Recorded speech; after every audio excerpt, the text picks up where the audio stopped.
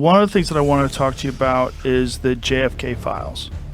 And one of the things that you said was that if they showed you what they showed me, this was your quote, you wouldn't want people to know it either. What if everything you've heard about JFK's death is just the tip of the iceberg? Joe Rogan's been digging into this mystery on the Joe Rogan Experience, unpacking wild theories and hidden truths about November 22, 1963. From lone gunmen to shadowy coups, he's hooked on the weirdness of it all. Ready to dive into a story that's equal parts history and head-scratcher?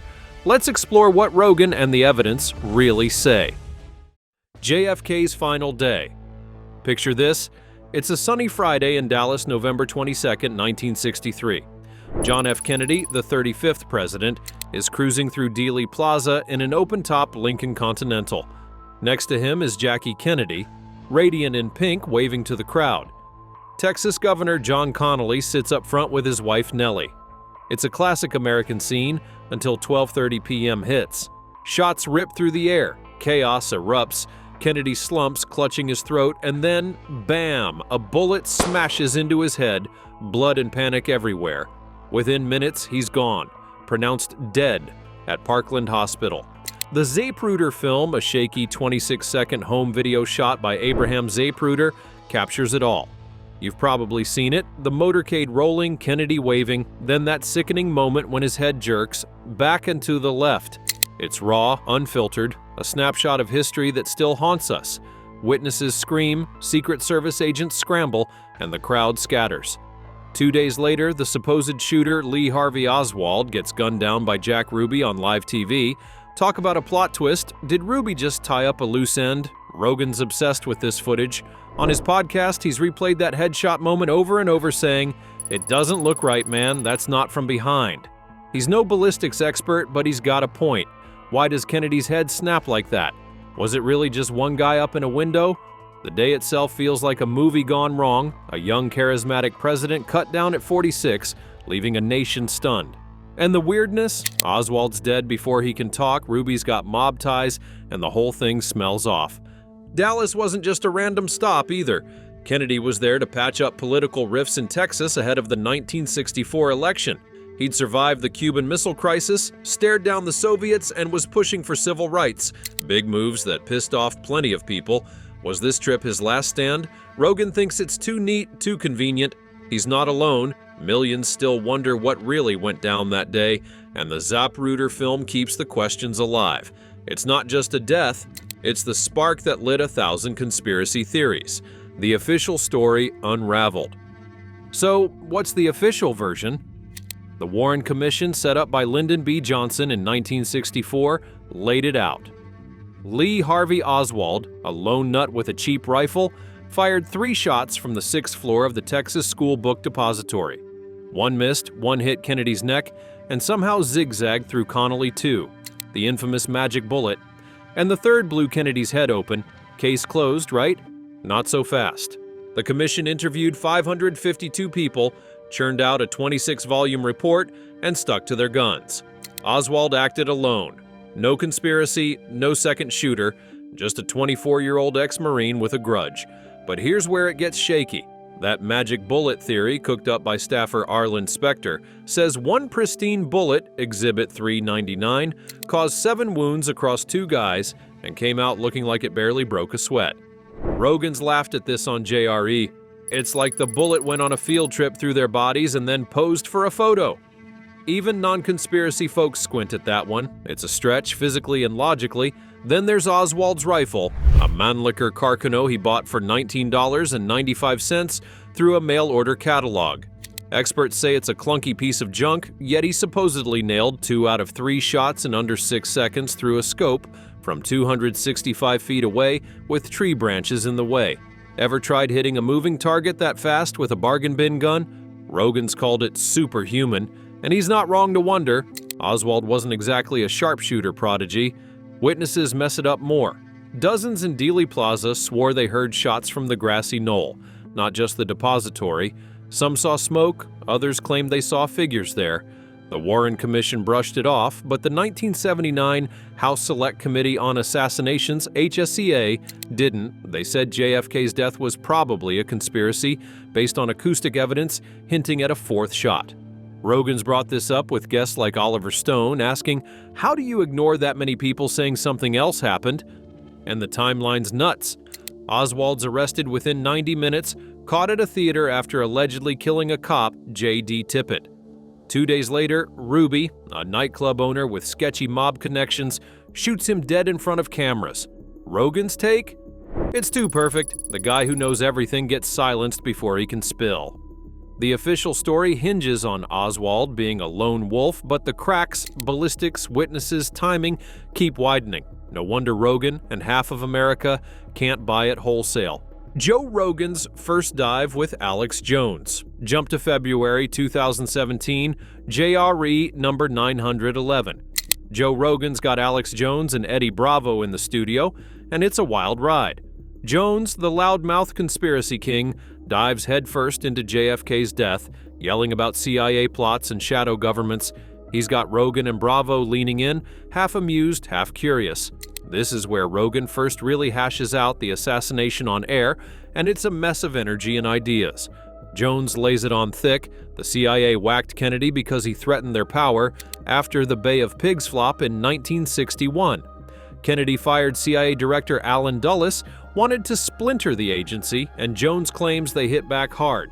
He points to Oswald's weird life, defecting to the Soviet Union, waltzing back to the US with no hassle, hanging with pro-Castro groups, and says, "That's a spook, not a loner." Rogan chimes in, "There's definitely some weird shit with that one." His voice a mix of skepticism and intrigue. He's not all in, but he's not shutting it down either. Eddie Bravo, Rogan's jiu-jitsu buddy, jumps on board, hammering the magic bullet nonsense. "No way one bullet does all that," he says, and Jones doubles down, calling it a cover-up prop. Rogan's playing referee here, letting Jones rant but poking holes too. He asks, "Okay, but why's Ruby kill him then?" Jones fires back, "Mob cleanup tied to the CIA." It's frantic, but Rogan's hooked. He keeps circling back to how Oswald's death feels scripted. The vibe's chaotic, like a bar debate on steroids. Jones brings up declassified docs, stuff from the 1992 JFK Records Act showing CIA watched Oswald but didn't flag him pre-assassination. Rogan's like, "That's nuts. How do you miss that guy?" He's not endorsing Jones's full-blown deep state sermon, but he's nodding at the gaps. Why'd the feds let Oswald slide back into the country during the Cold War? Why's Ruby, a small-time crook, so quick to play executioner? This episode's Rogan at his rawest, open-minded but grounded. He laughs at Jones's intensity, even cracks, "You're gonna give me a heart attack, man." But you can tell he's chewing on it. It's less about proving a theory and more about airing the stench of doubt. The JFK talk here plants a seed Rogan revisits later. If the government's hiding this, what else are they burying? It's messy, loud, and a perfect kickoff to his obsession with the case. Oliver Stone's coup theory on JRE. Fast forward to January 2022, JRE number 1759. Rogan sitting with Oliver Stone, the guy who turned JFK's death into a Hollywood epic, with his 1991 film. JFK Stone's not just a filmmaker, he's a researcher, armed with declassified files and a theory that hits hard. Kennedy's assassination was a straight-up coup. Rogan's all ears, and this episode's a game-changer for his take. Stone's pitch is simple but heavy. Kennedy was a dove, wanted out of Vietnam, clashed with the CIA over Cuba, and planned to dial back the military-industrial complex. Exhibit A, National Security Action Memorandum 263, signed October 1963, outlining a troop pullout from Vietnam. Days after JFK's death, LBJ reverses it with NSAM 273, and bam, we're deep in war. Stone says, "That's motive," pointing to the CIA, Pentagon hawks, and even organized crime, all pissed at Kennedy's moves. Rogan's jaw drops a bit. It's hard to buy it's just one guy when you see that switch. Stone's got receipts, declassified docs from the Assassination Records Review Board in the 90s, plus 2017 and 2021 releases under Trump and Biden. One gem. Memos showing Kennedy fired Dulles post Bay of Pigs and wanted CIA audits. Another, the agency tracked Oswald but stayed quiet.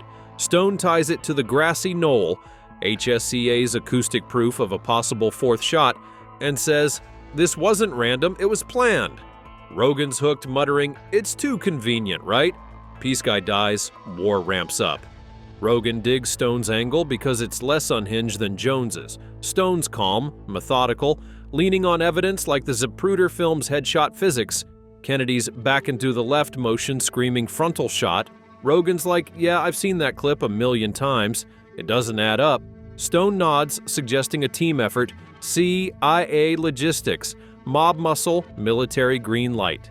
Ever wonder why LBJ pushed the Warren Commission so fast? Stone hints he might have known something. The classified files still bug them both. As of 2025, thousands of pages, some 14,000 by last count, remain locked up. Rogan asks, "What's so bad they can't show us?" Stone shrugs. Truth. They riff on how the slow drip of releases, like Oswald's CIA contacts or Dulles' grudge, keeps the mystery alive. Rogan's not a historian, but he's sold on the vibe. This feels bigger than Oswald. This chat's a pivot for Rogan. Stone's not screaming like Jones, he's building a case, and Rogan's buying the logic. It's not just a killing, it's a power grab that shaped the 60s. You can hear Rogan's wheels turning. If this happened, what else have we swallowed whole? The Mystery of Lee Harvey Oswald, 500 words. Who the hell was Lee Harvey Oswald? That's the question Rogan keeps circling back to. Born 1939 in New Orleans, he's a drifter's dream.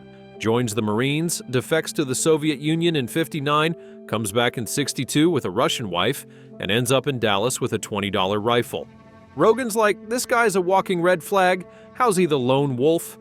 Oswald's life's a maze. He's a decent shot in the Marines, but no sniper god. Defects at 19, lives in Minsk, marries Marina, then strolls back to the US during the Cold War like it's no big deal. Rogan's baffled. "You try defecting and coming back, see how easy that is." The feds barely blink. Fishy? You bet. Then he's in New Orleans handing out pro-Castro flyers for the Fair Play for Cuba Committee. CIA's watching, but he's free as a bird.